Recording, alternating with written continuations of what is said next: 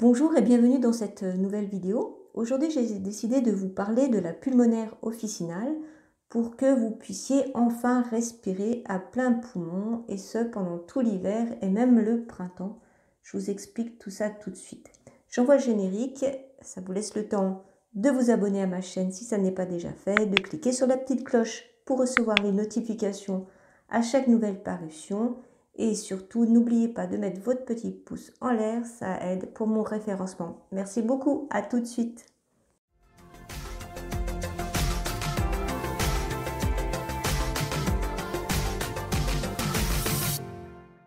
Pour bon nombre d'entre vous, l'hiver rime avec bronchite, toux, sinusite, encombrement, des voies respiratoires, enfin bref, ça ne se passe pas forcément tout seul pour tout le monde. Et quand arrive le printemps, eh bien, pour certains, ça continue avec les allergies qui peuvent provoquer de l'asthme, enfin bref. Il y a toute une période de l'année qui n'est pas sans difficulté et qui n'est pas très drôle à traverser. Donc c'est pour ça que j'ai décidé de vous parler de la pulmonaire cette fois-ci, parce que c'est une plante qui peut vraiment vous aider à passer sans encombre ces périodes délicates en fait. Et bien sûr, je vais vous donner tous les conseils d'Hildegarde pour que ça se passe mieux pour vous. Alors, la pulmonaire, elle est identifiée comme plante médicinale dès le Moyen-Âge, et ça selon la théorie des signatures. La théorie des signatures, ça veut dire que, par exemple, on pensait que si une plante avait telle ou telle forme, ou une feuille a telle ou telle forme, qui ressemblait à un organe, eh bien, elle allait soigner cet organe. Donc, on interprétait les petites taches blanches qui sont présentes sur les feuilles comme un poumon malade. Donc, on l'a nommé pulmonaire pour ça. Donc, cette plante a plein de propriétés médicinales. Donc, comme son nom l'indique, et comme je vous les ai déjà dit avant, c'est vraiment la plante par excellence des voies respiratoires. Donc, c'est une plante qui est riche en minéraux. Elle contient des mucilages polysaccharides, de l'acide silicique, des tannins et des saponines. Cela lui confère de nombreuses vertus, notamment des vertus expectorantes, c'est-à-dire qu'elle va faciliter l'évacuation des sécrétions des voies respiratoires. C'est une plante qui est émolliente, c'est-à-dire qu'elle va amollir un petit peu les tissus, elle va calmer les inflammations, apaiser les irritations.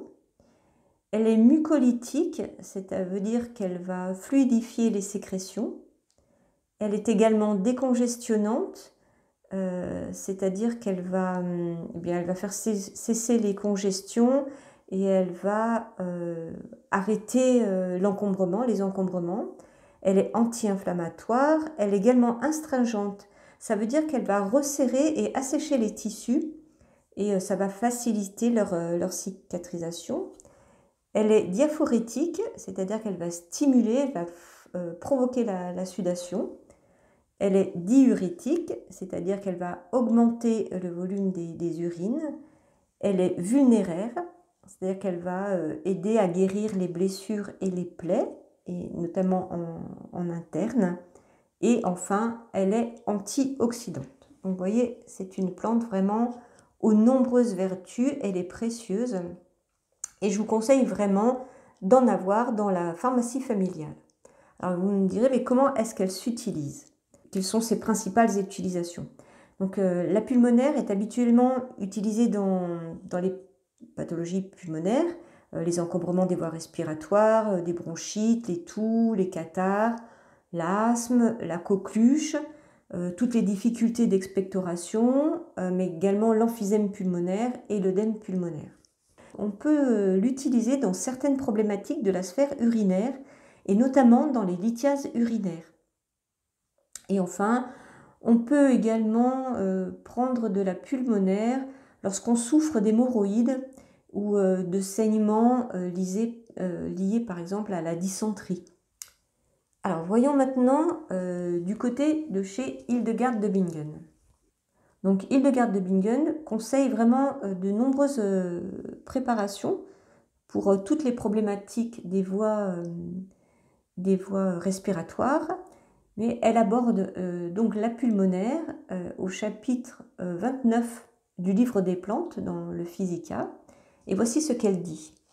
La pulmonaire est froide, assez sèche et n'offre pas grande utilité pour l'homme. Si toutefois on a le poumon enflé au point d'étouffer et d'avoir peine à retrouver son souffle, faire cuire de la pulmonaire dans du vin, en boire souvent à jeun et on sera guéri. On trouve également un deuxième paragraphe qui concerne cette plante, mais cette fois c'est dans le livre des causes et remèdes, et dans lequel cette fois elle donne une recette de décoction. Donc voyons maintenant les deux façons d'utiliser cette plante selon les conseils d'Hildegarde. Donc en cas d'emphysème pulmonaire, d'asthme, d'œdème, donc voilà, sur les grosses pathologies, il vaut mieux utiliser la tisane. Donc on fait bouillir à peu près 3 cuillères à soupe de pulmonaire dans 1 litre d'eau et on boit tout au long de la journée et on filtre en fait la plante au fur et à mesure qu'on se sert.